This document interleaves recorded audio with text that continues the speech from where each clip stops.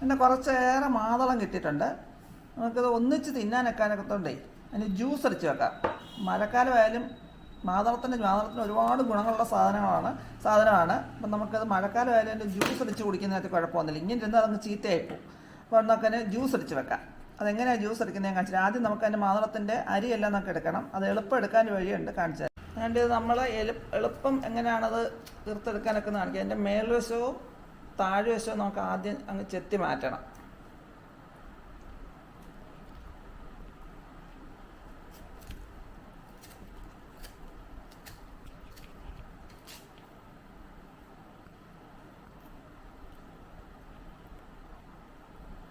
അതിൻ്റെ വരിപ്പ് നോക്കിയിട്ടുണ്ട്, ഇതുപോലെ കട്ട് ചെയ്തെടുക്കണം. നമ്മൾ ചെറുതായിട്ട് ഒന്ന് വരഞ്ഞു കൊടുക്കണം.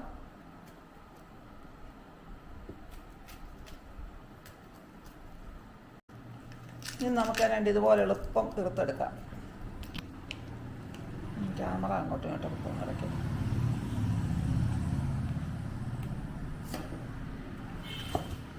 ഇവിടെ ഞാൻ കുറച്ച് എടുത്ത് വെച്ചിട്ടുണ്ട്. അതിനകത്തിൽ നമുക്കിത് എളുപ്പം അതിൻ്റെ ഇത്ര എടുത്ത് കഴിയുമ്പോൾ നമുക്ക് അതിനകത്ത് അരി എടുക്കാൻ വളരെ എളുപ്പമാണ്.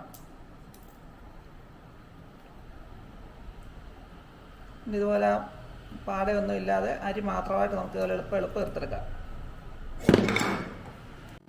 എൻ്റെ ഇത് കണ്ട് നമ്മുടെ മാതളത്തിൻ്റെ തോടാണിത്. ഇത് നമ്മൾ ഉണക്കി വെച്ചേക്കോ അല്ലെങ്കിൽ ഉണക്കി പൊടിച്ച് വെച്ചിരുന്നാലും മതി. ഇതോ അതിൻ്റെ പൂവുണ്ടെങ്കിൽ അതോ ഒക്കെ ഉണക്കി പൊടിച്ചാൽ പണ്ടൊക്കെ നമ്മളൊക്കെ വീടുകളിൽ പിള്ളേർക്കൊക്കെ വയറിളക്കം ഒക്കെ വരുമ്പോൾ ഇതങ്ങോട്ട് ഒന്നുകിൽ അരച്ച് തൈരും ചേർത്ത് അല്ലെങ്കിൽ തേൻ ചേർത്ത്, തേനേക്കാൾ തൈരാണ് നല്ലത്, അത് ചേർത്ത് അല്ലെങ്കിൽ ഉണക്കി പൊടിച്ച് വെച്ചിട്ടുണ്ടെങ്കിൽ പൊടിക്കകത്ത് തൈര് ചേർത്ത് കൊടുക്കാറില്ലല്ലോ. ഇത്രയും നല്ലൊരു മരുന്ന് വയറുകടിക്കും വയറിന് അസുഖത്തിനും ഇല്ല. ഞങ്ങളൊക്കെ ഒത്തിരി കഴിച്ചിട്ടുള്ളതാണ് ഇത്. ചിലപ്പോൾ അതിൻ്റെ പൂവും അതിൻ്റെ തൊണ്ടും ഒക്കെ ഉണക്കി പൊടിച്ച് വെച്ചിരുന്ന ഒരുപാട് കഴിച്ചിട്ടുള്ളതാണ്. അപ്പം അങ്ങനെയും ഗുണമുള്ള സാധനമാണ് ഈ മാതളം. അതിൻ്റെ ഈ തോട് കളയാതിരുന്നാൽ ഉണക്കി പൊടിച്ച് സൂക്ഷിച്ച് വെച്ചേക്കെങ്കിൽ അത്യാവശ്യ കേസുകളിൽ നമുക്ക് ഉപയോഗിക്കാനൊക്കെ ഒരു സാധനം. ഞാൻ വേണ്ട മാതളത്തിൻ്റെ കുരു മുഴുവൻ തന്നെ ഇങ്ങനെ എടുത്തെടുത്ത് വെച്ചിട്ടുണ്ട്. ഇനി നമുക്കിതിനൊന്ന് മിക്സിക്കകത്തുനിന്ന് അടിച്ചെടുക്കണം. അപ്പോൾ അത് ഒരുപാട് അടിക്കരുത്, ചെറുതായിട്ട് ആ കുരു ഒരുപാട് അരയാത്ത രീതിയിൽ നമുക്കൊന്ന് അടിച്ചെടുക്കണം. ഞാനിപ്പോൾ അതിനകത്ത് വെള്ളവും ഒന്നും ചേർക്കുന്നില്ല, ഇത് മാത്രം അടിച്ചെടുക്കുന്നേ ഉള്ളൂ. നമുക്ക് വേണമെന്നവർക്ക് കുറച്ച് പാലോ വെള്ളമോ അല്ലെങ്കിൽ ഐസ് ക്യൂബോ പഞ്ചസാരയോ ഒക്കെ വേണമെന്നനുസരിച്ച് നോക്കുന്നത്. പാല് വേണമെന്നവർക്ക് പാല് ചേർക്കാം, വെള്ളം വേണമെന്നവർക്ക് വെള്ളം ചേർക്കാം. അത് ഒരുപാട് ആവരുത്, കുറച്ച് ആവശ്യത്തിന് മധുരവും ചേർത്തെടുക്കാം. അങ്ങനെ പല വിധത്തിലെടുക്കാം. ഞാൻ ഇത് മാത്രമായിട്ട് അടിച്ചെടുക്കുകയാണ്. അപ്പം നമുക്കിതുപോലെ വെച്ചിരുന്നാൽ ആവശ്യമുള്ളപ്പോൾ മാത്രം എടുത്ത് അതിനകത്ത് നമുക്ക് പറഞ്ഞ പോലെ പാലോ വെള്ളമോ എന്തെങ്കിലുമൊക്കെ ചേർത്ത് ഒന്നുകൂടെ ഒന്ന് മിക്സ് ചെയ്തെടുക്കുമ്പോൾ അന്നേരത്തെ കുടിക്കാനുള്ളതാവും. അപ്പം നമുക്ക് ഇനി ഒന്ന് അടിച്ചെടുത്തോട്ട് വരാം. ഞാൻ മിക്സിയുടെ ജാറിനകത്തേക്ക് ഇട്ട് കൊടുക്കുകയാണ്.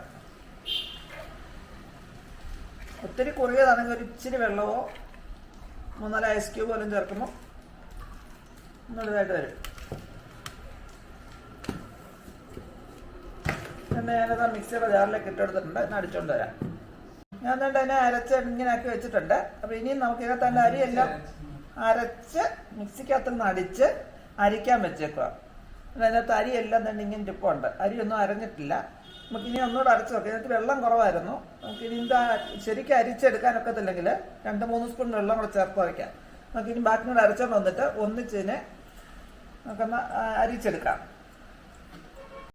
ഞാൻ തന്നെ മൊത്തം അടിച്ചോണ്ട് വരുമ്പോഴത്തേക്ക് നിങ്ങളെല്ലാവരും എൻ്റെ ഈ ചാനലിൽ തന്നെ ഒന്ന് ലൈക്ക് ചെയ്യുക, ഷെയർ ചെയ്യുക, സബ്സ്ക്രൈബ് ചെയ്യുക.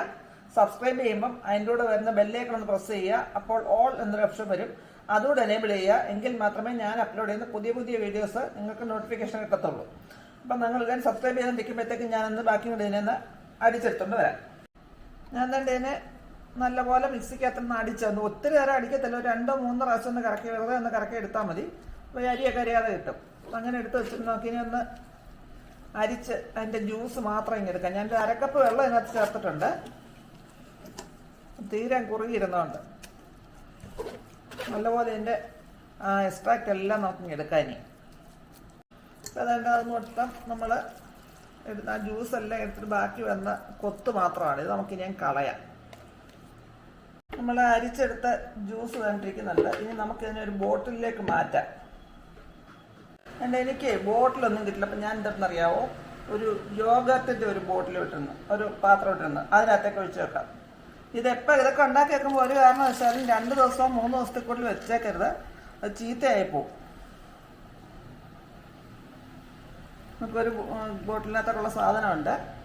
ഇത് നമ്മൾ ഇനി ഉപയോഗിക്കുന്ന സമയത്ത് ആവശ്യമുള്ളവർക്ക് കുറച്ച് പാലൊഴിച്ച് അടിച്ചെടുക്കാം.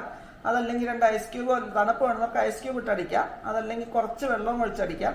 മധുരത്തിന് നമുക്ക് ആവശ്യത്തിന് പഞ്ചസാര ചേർത്ത് അങ്ങനെ എടുക്കാം.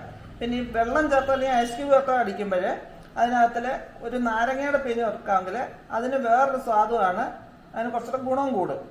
പാലൊഴിച്ചാൽ നല്ലത് തന്നെയാണ്. അപ്പം ഇത് മാതളം കൂടുതലുള്ളവർ ഇതുപോലെ ട്രൈ ചെയ്ത് നോക്കുക. ഇതിനിപ്പോൾ ശരിക്കും പറഞ്ഞാൽ നിറം തീരെ കുറവാണ്. ഇച്ചിരി നല്ല നിറമുള്ള മാതളമാണ് നല്ല ചുവപ്പ് നിറത്തിലിരിക്കും. ഇതിന് നിറം ശരിക്കും കുറവാണ്, ഇതിന് ഒരു പിങ്ക് കളറേ ഉള്ളൂ. ഇതിൻ്റെ നിറം ഇതേ ഉള്ളൂ, ഈ ചെറിയ നിറമേ ഉള്ളൂ. നല്ല ചുവപ്പാണെങ്കിൽ നല്ല ചുവപ്പ് കളറെ കുരുവുള്ളതാണെങ്കിൽ നല്ല ചുവപ്പ് നിറത്തന്നെ ഇത് വരും. ഇതിന് ചെറിയൊരു മധുരമുണ്ട്. നമുക്ക് ഈ മധുരം ഇത് മാത്രം മതി എന്നുള്ളവർക്ക് അങ്ങനെ കുടിക്കാം. അതല്ലാത്തവർക്ക് കുറച്ചുകൂടെ പഞ്ചസാരയും ചേർത്ത് വേണമെങ്കിലും കുടിക്കാം. ഇത് മാതളമുള്ളവരെല്ലാവരും ട്രൈ ചെയ്യുക. ഇതല്ലാതെ വേറെ ഏതെങ്കിലും രീതിയിൽ നിങ്ങൾക്ക് അറിയാവുന്നുണ്ടെങ്കിൽ അത് കമൻറ്റ് ബോക്സ്, ആ അഭിപ്രായങ്ങൾ കമൻറ്റ് ബോക്സിൽ നിട്ടേക്കുക. പിന്നെ പുതിയൊരു വീഡിയോ കൊണ്ട് വരുന്നതിലേക്കും ബൈ.